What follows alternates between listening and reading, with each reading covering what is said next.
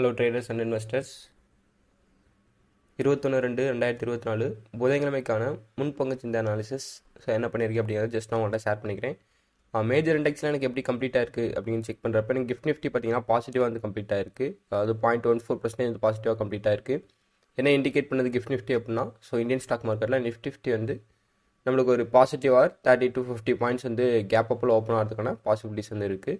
And tau Jones features பார்த்தீங்கன்னா நம்மளுக்கு நெகட்டிவாக க்ளோஸ் ஆயிருக்கு, 0.11% நெகட்டிவாக க்ளோஸ் ஆயிருக்கு. நாஸ்டாக் பார்த்தீங்கன்னா நம்மளுக்கு 1.6% நெகட்டிவாக க்ளோஸ் ஆயிருக்கு.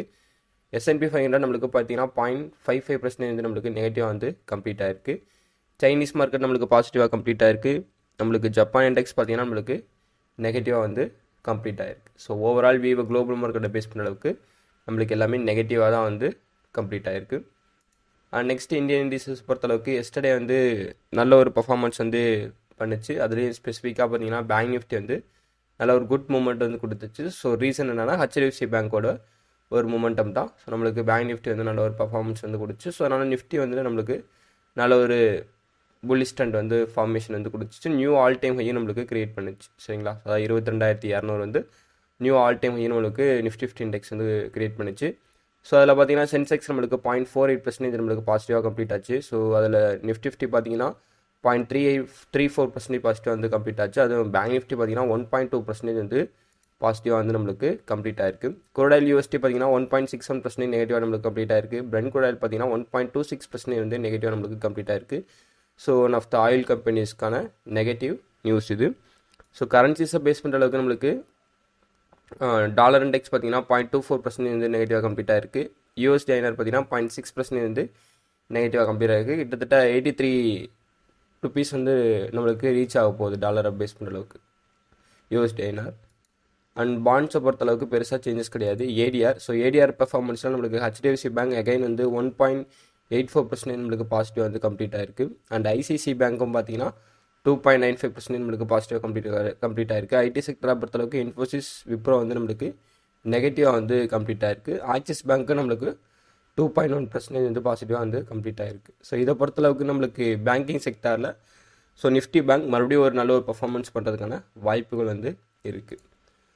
FIIDAவோட டேட்டாவை பேஸ் பண்ணுற அளவுக்கு ஸோ FII வந்து நெட் சேல்ஸ் எவ்வளோ பண்ணியிருக்காங்க அப்படின்னு பார்த்தீங்கன்னா 1335 கோடி வந்து நெட் சேல்ஸ் வந்து பண்ணியிருக்காங்க. DA வந்து பார்த்தீங்கன்னா நெட் பர்ச்சேஸ் பண்ணியிருக்காங்க. ஸோ 1491 கோடி வந்து நெட் பர்ச்சேஸ் பண்ணியிருக்காங்க. FII வந்து கண்டினியூஸாக வந்து செல் பண்ணிகிட்டே இருக்காங்க.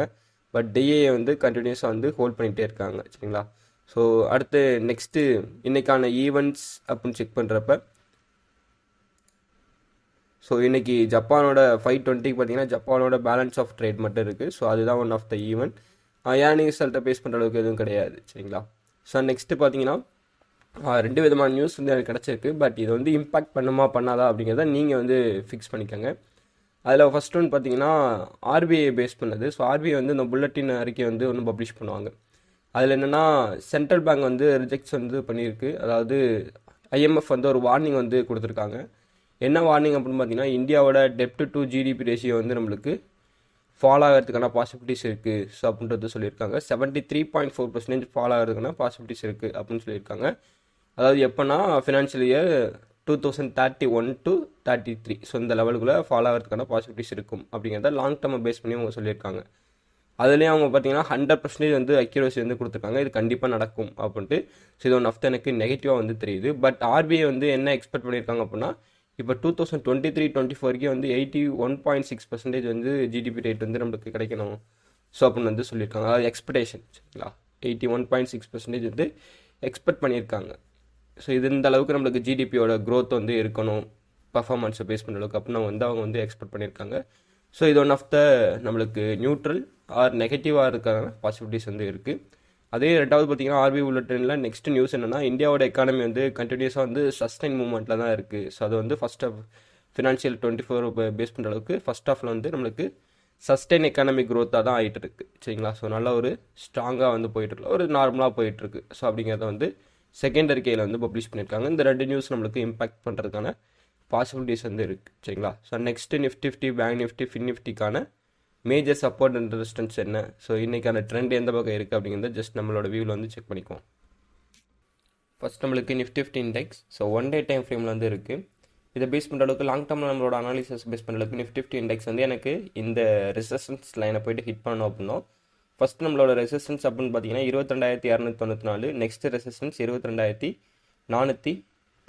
ஸோ நம்மளுக்கு ட்ரெண்டை பேஸ் பண்ணுற அளவுக்கு இன்னமும் அப் ட்ரெண்டில் தான் வந்து மார்க்கெட் வந்து மூவ் ஆகிட்டு இருக்கு. மேஜர் சப்போர்ட் டிஸ்டன்ஸ் என்ன சொல்லுது அப்படின்னா 22,230 ஒன் ஆஃப் த ஒரு ரெசிஸ்டன்ஸ். அதை பிரேக் பண்ணிச்சுன்னா 22,418 வரையும் நம்ம வெயிட் பண்ணுறதுக்கான ஒரு பாசிபிலிட்டிஸ் இருக்கும்.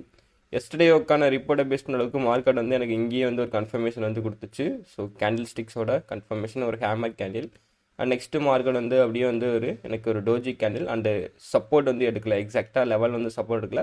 பட் ஃபெபினாசியை பொறுத்தளவுக்கு எனக்கு ஒரு கன்ஃபர்மேஷன் இந்த லெவலில் கிடச்சிச்சு. ஸோ இன்ட்ராடே லெவலை பொறுத்தளவுக்கு அதுக்கப்புறம் அப் ட்ரெண்ட் ட்ரேட் எடுத்தோம். ஸோ நம்மளுக்கு all time high again touch பண்ணி ஒரு சப்போர்ட் எடுத்துச்சு. பட் சப்போர்ட் நான் இங்கேயே எடுத்து கம்ப்ளீட் ஆயிடும் அப்படின்னு எக்ஸ்பெக்ட் பண்ணேன். பட் அது எனக்கு இவ்வளோ தூரம் வந்து அந்த எகெயின் மார்க்கெட் ட்ரெண்டு ஸ்டார்ட் ஆன பிளேஸ்லேருந்து சப்போர்ட் எடுத்து நம்மளுக்கு அப் ட்ரெண்ட் வியூ வந்து மூவ் ஆச்சு. இப்போதைக்கு நம்ம எஸ்டர்டேவே எக்ஸ்பெக்ட் பண்ணேன் ரெசிஸ்டன்ஸ் ஹிட் பண்ணிருமானு, பட் பண்ணலை. நம்மளுக்கு கிட்டத்தட்ட ஆல் டைம் எவ்வளோ தூரம் கிரியேட் பண்ணியிருக்கலாம், 22,215 வரையும் மூவ் ஆச்சு. சரிங்களா? ஸோ இது வந்து எஸ்டர்டேக்கான வியூ. பேங்க் நிஃப்டியை பொறுத்தளவுக்கு நம்மளுக்கு என்னென்னா, ஸோ பேங்க் நிஃப்டி நான் எஸ்டர்டே வந்து ஒரு நல்ல ஒரு புல்லிஷ் ட்ரெண்ட் வந்து கொடுத்துருந்துச்சு.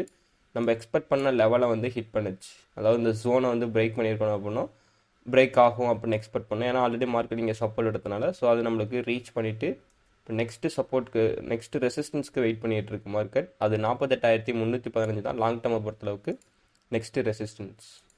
ஸோ மேஜர் சப்போர்ட் டிஸ்டன்ஸை பொறுத்தளவுக்கு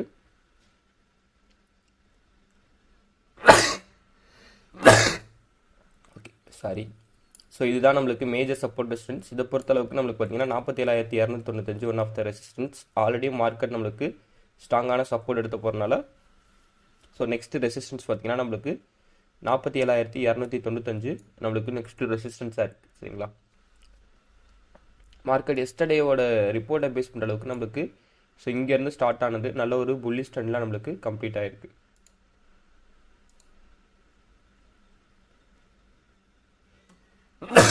ஃபின் நிஃப்டியை பொறுத்தளவுக்கு அதே தான். ஃபஸ்ட் நம்மளுக்கு ஒரு ரெட் கேண்டில், அதுக்கப்புறம் ஒரு டோஜி, அதுக்கப்புறம் ஒரு க்ரீன். ஸோ நம்மளுக்கு ட்ரெண்டை வந்து உடச்சிருக்கு. ஸோ அப்போ நம்மளுக்கு நெக்ஸ்ட்டு ரெசிஸ்டன்ஸ் என்னென்னா 21,18 போயிட்டு ஹிட் பண்ணுறதுக்கான பாசிபிலிட்டிஸ் அதிகமாக இருக்குது. அண்ட் இந்த ட்ரெண்ட் லெவலையும் போயிட்டு ரீச் பண்ணுறதுக்கான சான்சஸ் நம்மளுக்கு அதிகமாக இருக்குது. மேஜர் சப்போர்ட் டிஸ்டன்ஸை பொறுத்தளவுக்கு ஸோ இன்றைக்கி வந்து பேங்க் நிஃப்டியோட எக்ஸ்பைரி டே. ஸோ அதை வந்து சேஃபாக வந்து ட்ரேட் பண்ணுங்கள். எஸ்டர்டே ஃபின் நிஃப்டி எக்ஸ்பைரி டே வந்து சூப்பராக இருந்துச்சு. நம்ம எக்ஸ்பெக்ட் பண்ணுற டார்கெட் எல்லாமே ஹிட் பண்ணுச்சு. அதாவது இந்த ரெசிஸ்டன்ஸ் வந்து நம்ம எஸ்டர்டே வச்சுருந்தோம்.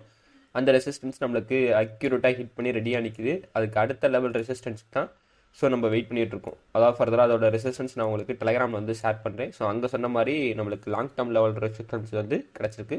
அதை பேஸ் பண்ணி உங்களோட ட்ரேடிங் ஐடியா வந்து பில்ட் பண்ணிக்கோங்க. ஓகே, ஸோ இவ்வளோ தான் நம்மளோட major support distance and trend levels performance வந்து கொடுக்குறது. ஸோ இந்த லெவல்ஸ் எல்லாமே நம்மளுக்கு ட்ரெண்ட் ஐடென்டிஃபை பண்ண மட்டும் தான் யூஸ் ஆகும். பட் இன்ட்ராடே லெவல்ஸ் எல்லாமே நீங்கள் வந்து உங்களுக்கு என்ன ஐடியா தோணுதோ அதை பேஸ் பண்ணி ட்ரா பண்ணி ட்ரேட் வந்து எடுத்துக்காங்க. Okay, so this video full and fully education purpose only. I am not a SEBI registered advisor. So video பிடிச்சிருந்துச்சுன்னா மறக்காம லைக் பண்ணுங்கள். ஏதாவது டவுட்ஸ் இருந்துச்சுன்னா கமெண்ட்டில் வந்து மென்ஷன் பண்ணுங்கள். ஸோ அதை பற்றி நான் வீடியோ போட வந்து ட்ரை பண்ணுறேன். அண்ட் மறக்காம நம்மளோட சேனலை சப்ஸ்கிரைப் பண்ணிக்கோங்க. ஓகே, தேங்க்ஸ் ஃபார் வாட்சிங். தேங்க்யூ.